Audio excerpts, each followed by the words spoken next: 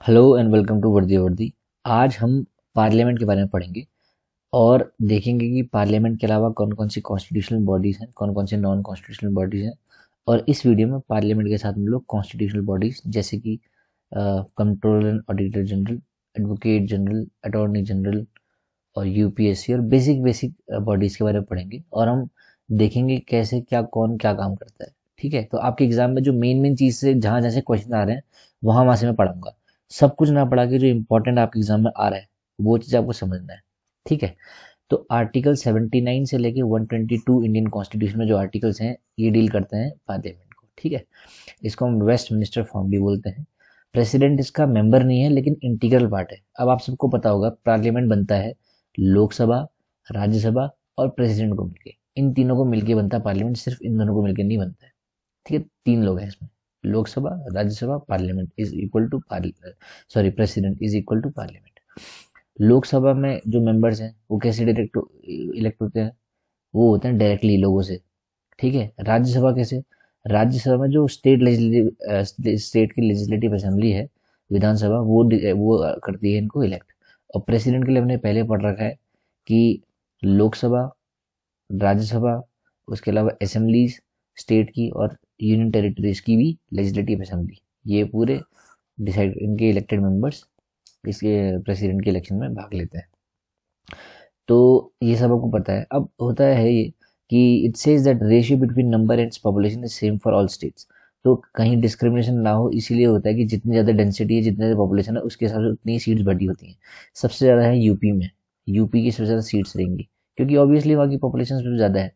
तो ऐसे डिवाइड कर रखा है उन्होंने। अब मैंने कल भी ये चीज़ आपको पढ़ाया था कि राज्यसभा का जो मेंबर है वो कितने बार भी रिइलेक्शन हो सकता है, उसका दोबारा कितने बार भी इलेक्ट हो सकता है, any number of times. Disqualification क्या है? अगर कोई इंसान कन्विक्टेड है यानी कि सजा हो गई 2 साल से ज़्यादा तो डिस्क्वालीफाई हो जाएगा। लेकिन हाँ, प्रिवेंटिव डिटेंशन में नहीं। प्रिवेंटिव डिटेंशन मतलब होता है कि किसी को डिटेन करके रखना कहीं एक जगह, क्योंकि कोई ऐसा अपराध वो कारित ना कर दे इस चीज़ से डर के। मान लीजिए कोई फंक्शन कहीं होने वाला है और आपको पकड़ के एक जगह रख देते हैं कि भैया आप वहाँ जाओगे तो गुंडागर्दी हो जाएगी, आपको एक जगह रख देंगे घर के अंदर, तो प्रिवेंटिव डिटेंशन है। It does not come under conviction. वो आपको दोष नहीं बोलेंगे कि आपके द्वारा ये कारित किया गया है और आपने ये अपराध किया है, इसीलिए प्रिवेंटिव डिटेंशन में चलते रहता है, डिस्क्वालिफिकेशन नहीं होगा। The person must not have been dismissed from the government service for corruption और डिसलॉयल्टी टू द स्टेट। अब अगर एक पर्सन जो डिस्क्वालिफाइड पर्सन है वो इलेक्ट हो गया, देन हाई कोर्ट में डिक्लेयर द इलेक्शन वॉइड, ही में मूव टू सुप्रीम कोर्ट। अगर एक जो डिस्क्वालीफाई पर्सन है, जैसे मान लीजिए कोई इंसान है उसको डिस्क्वालीफाई कर दिया, निरस्त कर दिया उसकी उसका कि उसको नहीं इलेक्ट कर सकते, लेकिन फिर भी इलेक्ट अगर हो जाता है तो हाई कोर्ट के पास पावर है कि पूरे इलेक्शन को वो गलत ठहरा दे। उसके बाद हालांकि उसके जो इंसान है उसके पास राइट है कि सुप्रीम कोर्ट जाए, लेकिन हाई कोर्ट के पास ये पावर है कि उसको इलेक्शन ही खत्म कर दे कि बोलते हुए कि गलत इलेक्शन किया गया है। ठीक है, अब हर जो मेंबर है पार्लियामेंट का उसको ओथ कौन कराता है? प्रेसिडेंट कराता है। ठीक है, स्पीकर के बारे में पढ़ते हैं। स्पीकर से एक क्वेश्चन आपके एग्जाम में पक्का आता है, हर बार आ रहा है, इस बार भी आएगा। आप अच्छे समझ लीजिए होता क्या है। स्पीकर और चेयरपर्सन में एक डिफरेंस होता है। ठीक है, वो हम आगे पढ़ेंगे। तो स्पीकर जो लोकसभा का होता है और वाइस ये चेयरमैन होता है राज्यसभा का। स्पीकर रिजाइन हमेशा करेगा डेप्यूटी स्पीकर को। ये एक क्वेश्चन यहाँ से आता है हमेशा, सीडीएस 2020 में भी आ रखा है। Deputy speaker directly responsible to Lok Sabha. Impeachment के लिए 14 दिन का नोटिस देना पड़ता है पहले स्पीकर को। अगर स्पीकर को हटाना है तो 14 दिन का नोटिस देना पड़ेगा। ऐसे जैसे हमने पढ़ रखा था कि गवर्नर में, वैसे ही यहाँ भी सेम चीज़, 14 दिन का नोटिस है। और हाँ, प्रेसिडेंट में भी यही चीज़ है। तो स्पीकर का फंक्शन ये होता है कि वो फाइनल इंटरप्रेटर है रूल ऑफ प्रोसीजर का। ठीक है, वोट ये तब करता है जब टाई होगा। जैसे कि मान लीजिए किसी चीज़ के लिए वोटिंग हो रही है पार्लियामेंट में, लोकसभा में, तो वहाँ मान लीजिए ए चीज़ को 50 लोगों ने वोट किया है और बी चीज़ को 49 लोगों ने वोट किया है, या फिर 50 लोगों ने वोट किया है इसको भी। तो यहाँ टाई है ना कि बराबर के वोट्स हैं, इस टाइम पे वोट करेगा स्पीकर। उससे पहले या उससे पहले नहीं कर सकता वो। ठीक है, स्पीकर की भी पावर है और उसकी भी बात मानी जाएगी। अगर वो बोलता है कि एक बिल मनी बिल है तो माना जाएगा कि मनी बिल है। ठीक है, और उसके अलावा नहीं। हाँ, इसमें की हो तो होलोहान वाला केस है, की हो तो होलोहान सीएपीएफ में आ रखा है, उसमें सुप्रीम कोर्ट भी जा सकता है लास्ट में, लेकिन मनी बिल डिसाइड करने की फाइनल फाइनल जो पावर है वो स्पीकर के पास है। Decides on disqualification, anti defection के लिए भी ये करता है, और इसके बाद सुप्रीम कोर्ट इंसान यहाँ भी जा सकता है। ये खुद चेयरमैन होता है बिजनेस एडवाइजरी कमेटी का, रूल्स कमेटी का, जनरल पर्पस कमेटी का। ठीक है, आप स्पीकर जैसे जैसे पढ़ेंगे ना, इसके बाद तुरंत स्पीकर के क्वेश्चंस लगा लेना दिशा वाली बुक से, तो आपको बहुत हेल्प हो जाएगी। Speaker of the last Lok Sabha vacates office immediately before first meeting of newly elected Lok Sabha. अब क्या होता है, अगर टर्म पूरा हो गया तो इसको अगर जैसे अपना ऑफिस खाली करना है, तो फर्स्ट जो मीटिंग होगी अगली बार के लोकसभा के इलेक्शन के लिए, उससे पहले कर देगा वो। ठीक है, तो तब तक का है जो आगे का टाइम बचता है, यहाँ से अगर मान लीजिए इतना तक करने छोड़ दिया है, जो टाइम बच रहा है उसके लिए pro time speaker, temporary speaker president appoint करता है। ये ज़्यादातर मोस्टली सीनियर मोस्टली रहते हैं, सीनियर मोस्ट मेंबर जो होते हैं उनको ये अपॉइंट कर देते हैं कि फॉर द टाइमिंग आप लोग देख लीजिए करके। Chairman is not a member of house unlike speaker, speaker खुद एक मेंबर भी है, चेयरमैन मेंबर नहीं है उसका। ठीक है, अब लोकसभा राज्यसभा, ये बिल के बारे में बात की गई है कि जब वहाँ अगर लोकसभा में पेंडिंग है बिल और राज्यसभा में पेंडिंग नहीं है, तो बिल आगे नहीं बढ़ता है, रुक जाता है वहीं। अगर लोकसभा में बिल पास हो गया है, राज्यसभा में पेंडिंग है, ऑब्वियसली रुक ही जाएगा।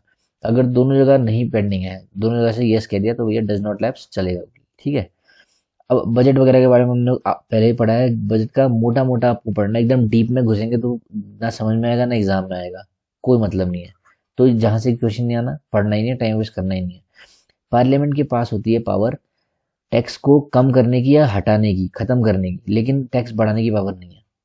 ठीक है, budget before Rajya Sabha can only be discussed, it does not have any power to vote and demands for grants. Rajya Sabha आपको पता है कि स्टेट्स के बारे में बात करती है, राज्य मतलब ही स्टेट, आप ऐसे समझ लेना बस। तो जो बजट की बात इनके सामने होगी ये बस डिस्कस हो सकती है, उसके पास कोई पावर नहीं है कि जो ग्रांट के लिए वोट हो उसमें बात करे वो। ठीक है, अब कुछ कुछ आर्टिकल्स हैं जहाँ से एग्जाम में बार बार है। अच्छा, आपको अगर राइटिंग की कुछ दिक्कत मेरी हो रही है, जो मेरे नोट्स हैं टाइप्ड वाले, इसी को मैंने टाइप कर रखा है, सेम चीज़ को टाइप करवा रखा है, उन नोट्स को प्रेफर कर लेना जब आप ये मेरी वीडियो सुन रहे हैं, और जो जो मैं बता रहा हूँ को आप नोट कर सकते हैं उसमें। Article 266 consolidated fund of India के बारे में बात करता है, यानी कि payments on behalf government are made by this, government में जहाँ भी पेमेंट करनी होगी इसके हिसाब से करेगा। पब्लिक अकाउंट में ये होता है कि जितना सारा पैसा कंसोलिडेटेड के अलावा है वो सारा इसमें जाता है, इसमें जाएगा गवर्नमेंट का। ठीक है, और इसके अलावा जो भी पैसा आएगा वो पब्लिक अकाउंट में जाएगा। और कंटिजेंसी फंड, नाम में ही कंटिजेंसी नहीं, emergency, to meet unforeseen expenditure by president, यानी कि जो आपने प्लान नहीं कर रखा कि ऐसा भी खर्चा कभी हो सकता है, कंटिजेंसी से आर्टिकल 2 में रहता है, इसमें आएगा। पार्लियामेंट कैन रिड्यूस और abolish tax and can not increase, मैंने पहले पढ़ लिया है। अब रूल ऑफ लेफ्ट एक चीज होती है और मार्च रस्ट एक चीज होता है, एग्जाम में आता है नहीं वैसे, लेकिन फिर भी आप समझ लीजिए। Parliament grants money to government, और एक खर्चा करने के लिए 1 साल के लिए, लेकिन अगर खर्चा नहीं करता दोबारा कंसोलिडेट में आता है, बेसिक चीज है। मार्च रेस होता है कि heavy race of expenditure towards the close of financial year. ये बेसिक बेसिक चीज एग्जाम में नहीं आया, बहुत कम आया, बस आप भी समझने के लिए पढ़ लीजिए। Parliament can recommend the removal of जजेस of supreme court, high court to president, only ही कैन रिमूव दम, यानी कि पार्लियामेंट के पास बस रिकमेंडेशन की पावर है कि भैया ये यहाँ से मेजोरिटी से पास करके दे देंगे प्रेसिडेंट को, सिर्फ वो सिर्फ अगर चाहेगा तो रिमूव कर सकता है, बाकी तो रिकमेंड कर सकते हैं बस, है ना। Status of Lok Sabha and Rajya Sabha, introduction and passage of ordinary bills, constitutional amendment bills. Rajya Sabha can alone initiate the removal of vice president, ये इंपॉर्टेंट चीज है, राज्यसभा की पावर है कि सिर्फ ये ही वाइस प्रेसिडेंट का रिमूवल के लिए, यानी कि जो चेयरपर्सन होता है यहाँ का, उसको रिमूव करने के लिए यही इनिशिएट कर सकता है, लोकसभा नहीं कर सकता है, लोकसभा यहाँ फीका पड़ जाता है इस चीज में। स्पेशल मेजोरिटी चाहिए राज्यसभा से, सिंपल मेजोरिटी लोकसभा से, और ये भाई साहब अपने रिमूव हो जाते हैं फिर। ठीक है, ये सीट्स के बारे में तो बता रखा है नीचे, रटने की जरूरत नहीं, बस समझ लीजिए जहाँ ज्यादा लोग हैं वहाँ उसके हिसाब से ज्यादा सीट्स हैं। कुछ कुछ आर्टिकल्स इंपॉर्टेंट हैं, मैं आपको बार बार बोलते भी रहता हूँ। 108 जॉइंट सेटिंग का, 110 मनी बिल का, 112 एनुअल फाइनेंशियल स्टेटमेंट का जिसको बजट भी बोलते हैं, 123 प्रेसिडेंट की ऑर्डिनेंस पावर का, 213 गवर्नर की ऑर्डिनेंस पावर का, 1 2 3 2 1 3 ये दोनों। हाँ, मैंने कल की वीडियो में 108 को मनी बिल बोल दिया था, 110 मनी बिल है, सॉरी 108 जॉइंट सेटिंग है। Both high court and supreme court can declare the laws enacted by parliament as ultra wires.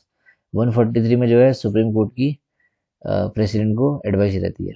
अब ये कॉन्स्टिट्यूशनल बॉडी है CAG, CAG, controller and auditor general, article 148 में इसको एक्सप्लेन किया गया है। इसको हम guardian of the public purse भी बोलते हैं। ही controls financial system of centre and state. Centre state का जो भी फाइनेंशियल हमारे पैसे को लेके बात होती है उसको संभालते हैं। या तो इनको 6 साल के लिए अपॉइंट करेंगे इनको, या 65 साल के में रिटायर कर देंगे, जो भी जल्दी होगा उसके हिसाब से इनको अपॉइंटमेंट मिलेगा। रिजाइन्स टू प्रेसिडेंट, अगर इनको रिजाइन करना है प्रेसिडेंट को रिजाइन करेंगे। रिमूवल एज जज ऑफ सुप्रीम कोर्ट, यानी कि जज का कैसे रिजाइन होता है रिमूवल, अगर वो इनकैपेसिटी हो उसमें या मिसबिहेवियर, दो चीज हो तो उसका रिमूवल होता है। ये एग्जाम में आया है सीपी 2015 में कि कैग का रिमूवल कौन किसकी तरह होता है, जज की तरह होता है supreme court. He does not hold office till president's pleasure, appoint तो प्रेसिडेंट करता है इसको, लेकिन ये रिजाइन भी उसको ही करता है, लेकिन ये प्रेसिडेंट की प्लेजर के तक नहीं करेगा। ठीक है। Not eligible for further employment of, अच्छा आप प्लेजर मतलब समझते हैं ना कि ऐसा नहीं है जब तक प्रेसिडेंट को सही लगे तब तक काम करेगा, ऐसा नहीं है, ये इसका अलग सिस्टम है। ये पूरा पार्लियामेंट को भी आंसरेबल रहता है, तो प्रेसिडेंट के प्लेजर तक का काम नहीं करता है। He is not eligible for further office of re employment, दोबारा एम्प्लॉयमेंट नहीं मिल सकता इसको। No minister can represent CAG, कोई और नहीं रिप्रेजेंट कर सकता है इसको। हाँ कुछ टाइम के लिए कोई आ सकता है चार्ज लेने के लिए बस। अब इसके फंक्शन है कि ये अकाउंट ऑडिट करता है, जैसे सीए होता है चार्टर्ड अकाउंटेंट, वो ऑडिट करता है, ऐसे ही ये भी ऑडिट करता है कंसोलिडेटेड फंड को, कंसोलिडेटेड फंड ऑफ स्टेट को, और या यूटी को, तीनों चीज़ों करता है, तीनों जगह करता है। उसके अलावा public account and contingency account of states भी देखता है ये। ठीक है। Audit of local bodies if president request, जैसे कि लोकल इलेक्शन जहाँ जैसे ग्राम पंचायत बेसिक जगह होगी उसका भी करेगा अगर प्रेसिडेंट्स को बोले तो। अब क्या है, he has to submit account of centre to president. Account जैसे सेंटर में जितने भी इसने कागज वागज बनाए, जो भी रिपोर्ट बनाई, ये प्रेजेंट करेगा प्रेसिडेंट को, वो प्रेजेंट करेगा पार्लियामेंट में। ऐसे ही ये अगर गवर्नर को करता है वो स्टेट लेजिस्लेचर में करेगा। सेम चीज बोल रहा है। He is the guide friend and philosopher of public account committee. ठीक है। 3 रिपोर्ट सबमिट करते हैं, अप्रोप्रिएशन अकाउंट, फाइनेंस अकाउंट और public undertaking. CAG is responsible only to parliament not president, इसीलिए वो प्रेसिडेंट के प्लेजर तक काम नहीं करता है।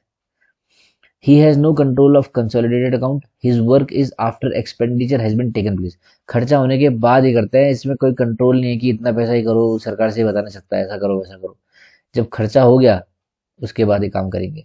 Other corporation do their audit privately and submit to parliament. ठीक है। आगे बढ़ते हैं, सुप्रीम कोर्ट के बारे में पढ़ेंगे। मिक्स चीजें इसमें जो एग्जाम में आपके आ रहे हैं वही है, आपको बस इन वीडियोस को देखना है और इन टॉपिक्स के प्रीवियस क्वेश्चन पेपर प्रैक्टिस करना है और कुछ नहीं करना है। सुप्रीम कोर्ट आर्टिकल 124 से 147 में दिया गया है। ठीक है।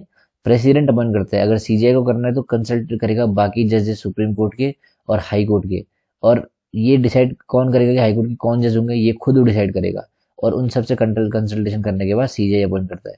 बाकी जजों को अपॉइंट करने के लिए ये सीजीआई की हेल्प लेता है, सुप्रीम कोर्ट की जज की हेल्प लेता है, और चीफ जस्टिस हाई कोर्ट की चीफ जस्टिस रहते हैं मुख्य न्यायाधीश, उनकी हेल्प लेता है। कोलेजियम होता है चीफ जस्टिस और सबसे सीनियर 4 सुप्रीम कोर्ट के जज, और ये सब डिसाइड करते हैं कि भैया कौन जज बनेंगे आगे। थर्ड जज, फोर्थ जज केस, ये सब केसेस हैं जजों को लेके ही है, कोलेजियम को लेके। ओथ प्रेसिडेंट दिलाते हैं इनको, कोई मिनिमम एज नहीं है।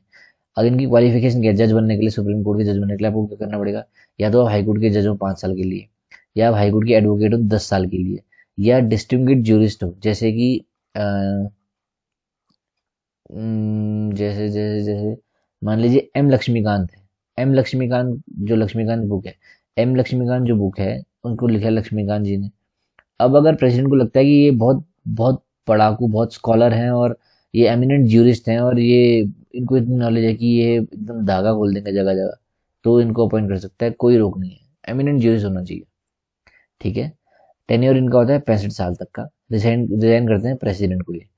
एसपी गुप्ता केस जो है ये है रिलेटेड टू जजेस ट्रांसफर केस, 2018 में सीएपीएफ में आ रखा है। इम्पीचमेंट के लिए क्या होगा, स्पेशल मेजोरिटी दोनों हाउस से चाहिए, और ऑब्वियसली आपको बता रखा है मैंने कि अगर इनको रिमूव करना है तो इनकी सेम वही इसमें भी कंडीशन है, मिसबिहेवियर या इनकैपेसिटी।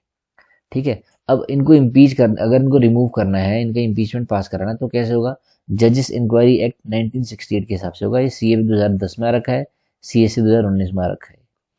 अब एक मोशन बनेगा। ठीक है। मान लीजिए मोशन को आप एप्लीकेशन की तरह समझ लीजिए कि इसमें ऐसा ऐसा इनके खिलाफ ये चार्जेस हैं और इनको भैया हमको हटाना है जज की कुर्सी से। 100 लोग राज्यसभा से पास करेंगे उसको, 50 लोग 100 लोग लोकसभा से पास करेंगे, 50 लोग राज्यसभा से पास करेंगे। उसके बाद ये स्पीकर या चेयरमैन के पास जाएगा।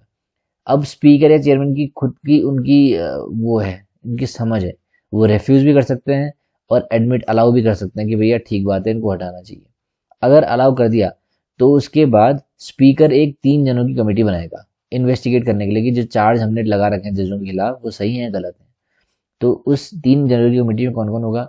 या सीजीआई होगा, या सुप्रीम कोर्ट का सीनियर मोस्ट जज होगा, chief justice of high court होंगे, या डिस्टिंग्विश, और ये 3 लोग हैं या ये दोनों में से एक, chief justice of high court और डिस्टिंग्विश्ड ज्यूरिस्ट, ये ठीक है।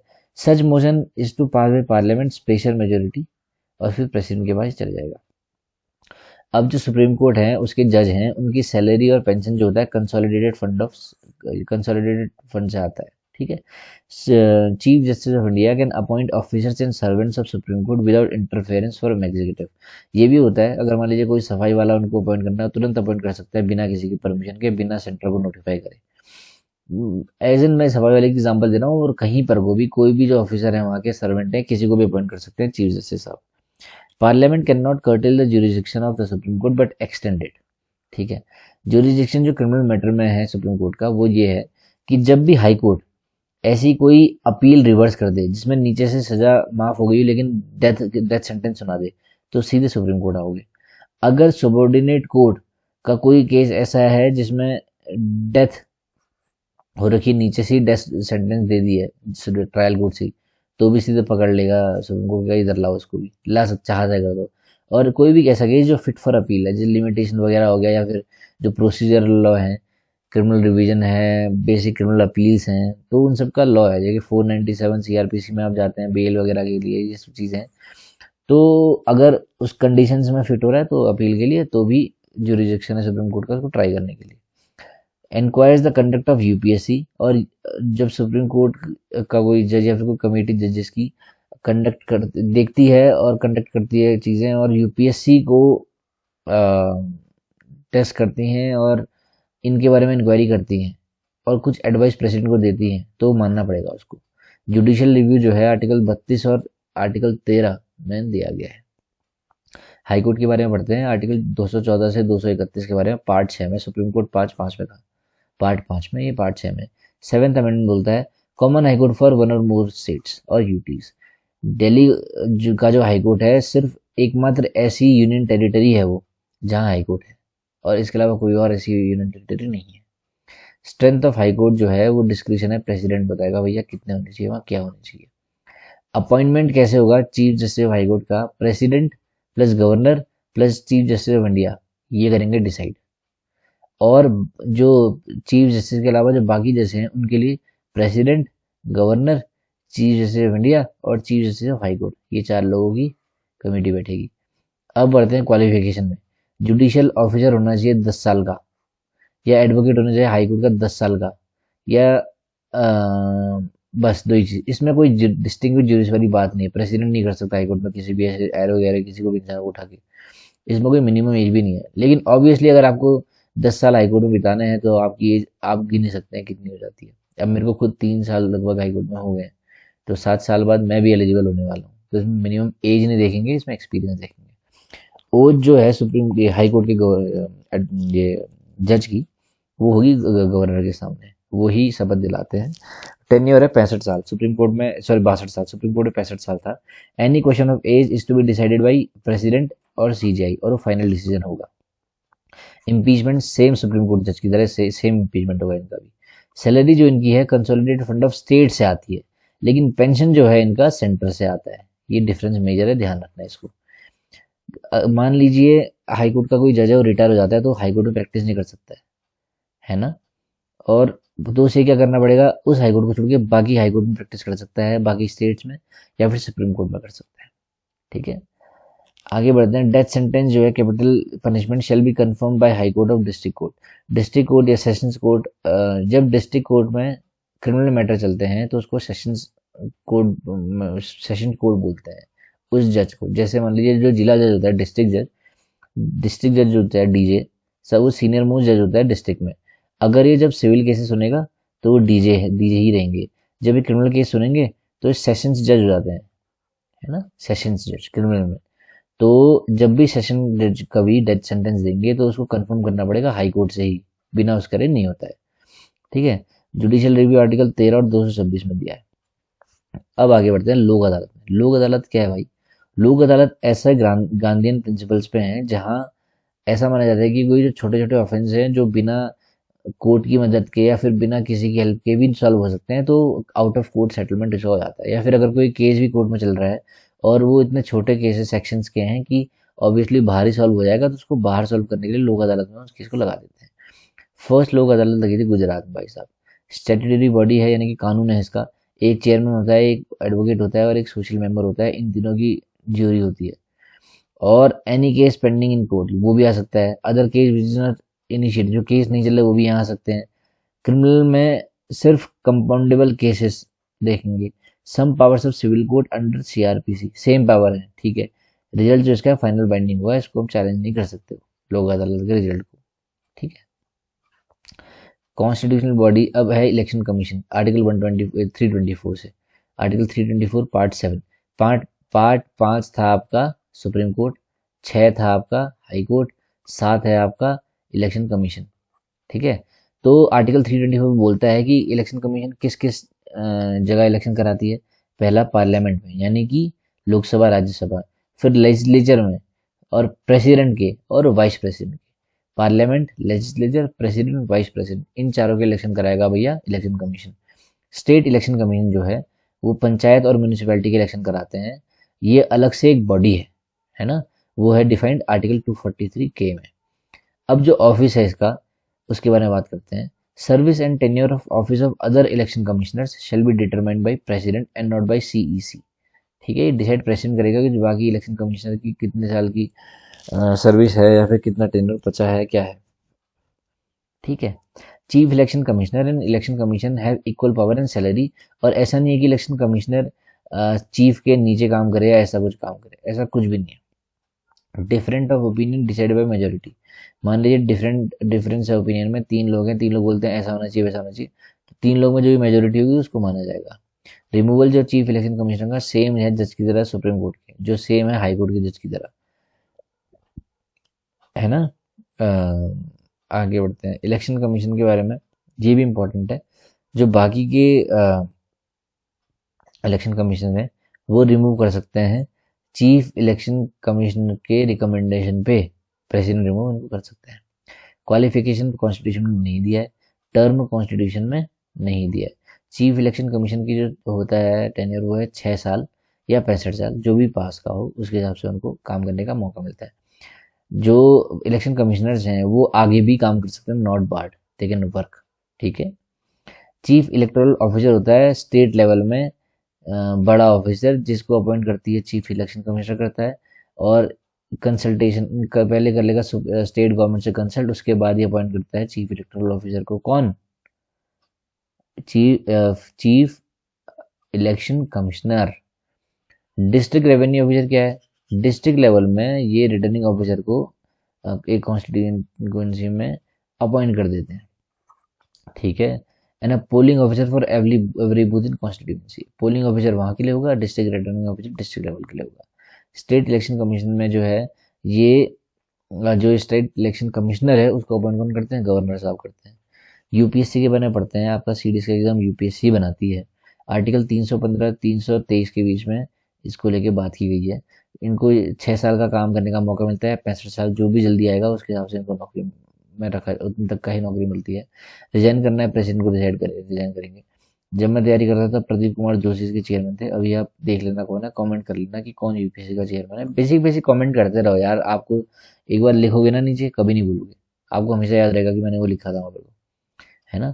तो जो यूपीएससी में स्ट्रेंथ है कि कितने लोग काम करने चाहिए, प्रेसिडेंट डिसाइड करते हैं। रिमूवल जो है insolvent, employment outside office, infirmity of mind या बॉडी, ये 3 ग्राउंड है कि यूपीएससी के मेंबर्स को इन ग्राउंड्स पे हटा सकते हैं। इम्पीचमेंट अगर इनका होगा तो प्रेसिडेंट और सुप्रीम कोर्ट देखेंगे कि भैया इनको हटाना चाहिए कि नहीं, और बाइंडिंग डिसीजन है, उसके अलावा कोई अपील नहीं होगी, ऊपर कुछ नहीं होगा अभी। The chairman of UPSC is not eligible for further employment, ठीक है। Parliament can extend the scope of jurisdiction, UPSC का, ठीक है। UPSC presents annual report to president, और प्रेसिडेंट ये सेम चीज प्रोड्यूस करते हैं पार्लियामेंट में। Watchdog of merit system in India, recommendation made by UPSC is not binding, consulted while taking disciplinary action against a civil servant, तो सब ठीक है। Age over CVC, chief vigilance commissioners, hence and non statutory body, ठीक है। मोटा मोटा आपने देख ही लिया है क्या है। State public service commission article 315 से 323 में ही है, और चेयरमैन मेंबर जो हैं इसके अपॉइंट करते हैं गवर्नर। सर्विस टेन्योर कोई फिक्स नहीं है, गवर्नर खुद फिक्स करते हैं कितना है। वैसे जो स्टेट इसके चेयरमैन वगैरह हैं उनके 6 साल और 62 साल है। अगर रिजाइन करना है तो गवर्नर साहब को रिजाइन करेंगे, जैसे स्टेट में प्रेसिडेंट को करते हैं वैसे यहाँ गवर्नर को करेंगे। सेंटर में प्रेसिडेंट, स्टेट में गवर्नर। इम्पीचमेंट के लिए इनका है, अगर जो अपॉइंटमेंट को गवर्नर कर लेते हैं, लेकिन उनको इम्पीचमेंट जो है प्रेसिडेंट करेंगे बस, गवर्नर नहीं कर सकते। Same ground supreme court consultation है यूपी, सेम ग्राउंड है कि कैसे कैसे इनका इम्पीचमेंट होगा। Member eligible for appointment of chairman of state public service commission but not anything else, ठीक है। चेयरमैन बन सकते हैं मेंबर से, लेकिन उसके अलावा और कुछ नहीं बन सकते। ऊपर चेयरमैन तक बन सकता है मेंबर बस। नॉट एलिजिबल फॉर रीअपॉइंटमेंट, दोबारा अपॉइंटमेंट होगा नहीं कहीं। Can not be consulted for reservations, obviously not. Joint public service commission, parliament ने एक एक्ट बना रखा है और प्रेसिडेंट के बोलने पे ऐसा कुछ बन सकता है जहां दोनों जॉइंट बन जाए पब्लिक सर्विस कमीशन। 6 साल 62 साल, रिमूवल बाय प्रेसिडेंट। ये एनुअल रिपोर्ट है स्टेट को देंगे गवर्नर के, और गवर्नर वो स्टेट के लेजिस्लेचर में रखेगा। फाइनेंस कमीशन आर्टिकल 280 में दिया गया है, क्वासी जुडिशियल बॉडी है और कॉन्स्टिट्यूशनल बॉडी है फाइनेंस कमीशन। चेयरमैन और 4 मेंबर को बना गया है, टोटल 5 मेंबर इस कमीशन में रहते हैं, और जैसा प्रेसिडेंट बोलेगा उनके हिसाब से ही ये होल्ड ऑफिस, अपना ऑफिस होल्ड करते हैं। एलिजिबल फॉर रीअपॉइंटमेंट, दोबारा से अपॉइंटमेंट करके ये फाइनेंस कमिश्नर बन सकता है इंसान। जज of high court, special knowledge, experience of finance, knowledge of economics, ये 4 चीजें हैं जो फाइनेंस इसमें बहुत इंपॉर्टेंट है। ये सीएपी 2019 में भी आ रखा है। Function, distribution of taxes between centre and states, ठीक। Grant in aid to state by centre, panchayat by state finances. Annual report to president, और प्रेसिडेंट उसको कहाँ रखेंगे, पार्लियामेंट के सामने। आगे बढ़ते हैं। स्टैट्यूटरी बॉडी कौन कौन सी लिख रखा मैंने, माइनॉरिटी, ओबीसी, एनसीबीसी, एनएचआरसी वगैरह। National commission for scheduled caste, ये कॉन्स्टिट्यूशन बॉडी है, आर्टिकल 338 में दिया गया है। 89th अमेंडमेंट ने क्या किया, बाइफरकेट कर दिया जो अलग अलग नेशनल कमीशन थे उसको। अब इसमें 5 लोग होते हैं, 3 मेंबर होते हैं, एक वाइस चेयरमैन होता है, एक चेयरमैन होता है। ये इन्वेस्टिगेट करते हैं जो लीगल सेफगार्ड हैं शेड्यूल कास्ट के, उनके। टू प्रेजेंट एनुअली एक रिपोर्ट प्रेसिडेंट को। प्रेसिडेंट जो है स्टेट गवर्नर को फॉरवर्ड कर सकता है, ठीक है। To discharge same function related to OBC and Anglo Indian, वही चीज़ है कि शेड्यूल कास्ट का हित बने रहे, ये देखने का काम इस कमीशन का होता है। आर्टिकल 338 ए जो है national commission for schedule tribes है, सेम उसकी तरह ही इसके फंक्शन होते हैं।